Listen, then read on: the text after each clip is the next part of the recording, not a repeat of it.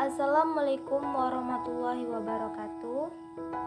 Perkenalkan, nama saya Yundria Ramadhani dan teman saya Dwi Febri Ratmiyanti dari kelas 2H Sistem Informasi Fakultas Sains dan Teknologi UIN Sultan Taha Saifuddin Jambi dengan mata kuliah Pengantar Bisnis dan Manajemen, dosen pengampu Bapak Septriono MKom. Di sini kami akan mengidentifikasi perusahaan teknologi di Indonesia. Perusahaan yang akan kami identifikasi yaitu perusahaan dari PT DCI Indonesia Tbk atau DCII. PT DCII Indonesia didirikan pada tanggal 18 Juli 2011. Pendiri DCI yaitu Otto Sugiri bersama rekannya Marina Budiman dan Han Arming Hanafiah. Alamat kantor pusat DCI Indonesia Tbk berlokasi di Equity Tower, lantai 17 unit F, SCBD, Lot 9, Jalan Jenderal Sudirman, Kavling 52-53, Jakarta 12190 Indonesia. Perusahaan DCI bergerak dalam bidang industri, penyediaan jasa aktivitas penyimpanan data di server atau hosting, dan aktivitas terkait lainnya. Layanan hisa utama yang disediakan perusahaan yaitu berupa layanan ruang pusat data atau co-location, lingkungan umum dan khusus perusahaan, lingkungan umum perusahaan PT DCI Indonesia Tbk, penyediaan pusat data Indonesia. Hingga saat ini, layanan DCI telah dipercayai oleh perusahaan internasional maupun lokal. Beberapa pelanggan DCI Indonesia termasuk 3 cloud service provider global, 7 platform e-commerce, termasuk di dalamnya platform e-commerce terbesar di Indonesia dan Asia Tenggara.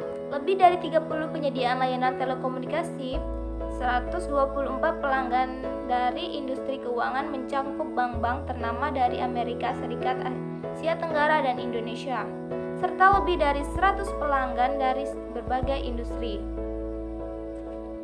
Khusus PT DCI Indonesia Tbk ini, finansial korporasi saham DCI Indonesia naik 100 kali lipat. Analis minta investor waspada.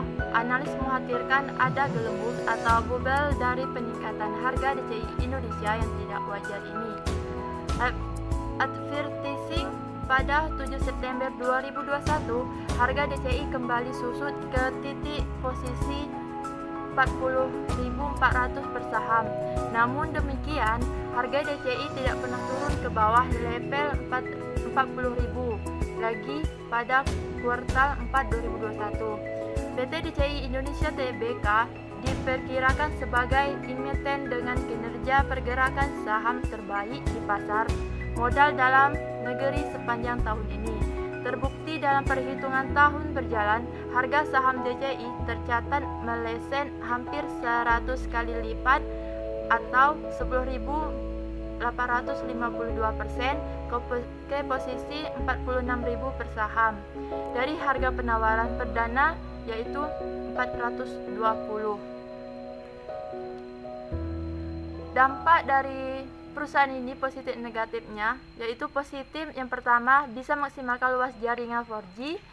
2. 4G dan era new normal mengubah perilaku manusia selama COVID-19. Yang ketiga, 5G membuat pusat data bekerja lebih cepat.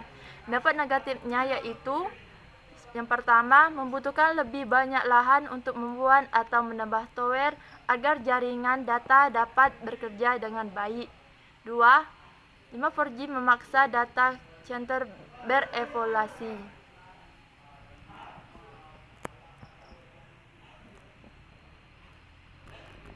Program tanggung jawab perusahaan ini sebagai audit internal di PT DCI. 1. Menyusun dan melaksanakan rencana audit internal tahunan. 2. Menguji dan mengevaluasi pelaksanaan pengendalian internal dan sistem manajemen sesuai dengan kebijakan perusahaan. 3. Melakukan pemeriksaan dan penilaian atas efisiensi dan efektivitas di bidang keuangan, akuntansi, operasional, sumber daya manusia, pemasaran, teknologi, informasi dan kegiatan lainnya.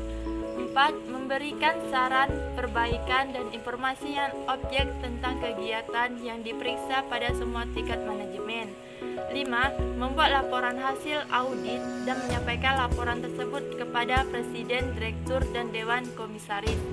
Yang keenam, memantau, menganalisis, dan melaporkan pelaksanaan tidak lanjut perbaikan yang telah disarankan. 7.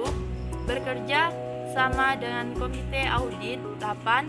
Menyusun program untuk mengevaluasi mutu kegiatan audit internal yang dilakukannya. Yang ke-9, membantu dalam penyelidikan dugaan penipuan yang signifikan dan melakukan pemeriksaan khusus apabila diperlukan. Audit internal juga memiliki kewenangan dalam hal.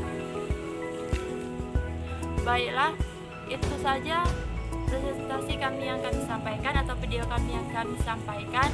Apabila ada kekurangan, kami mohon maaf karena kami baru belajar, dan kami akhiri wabillahi taufiq wal hidayah. Wassalamualaikum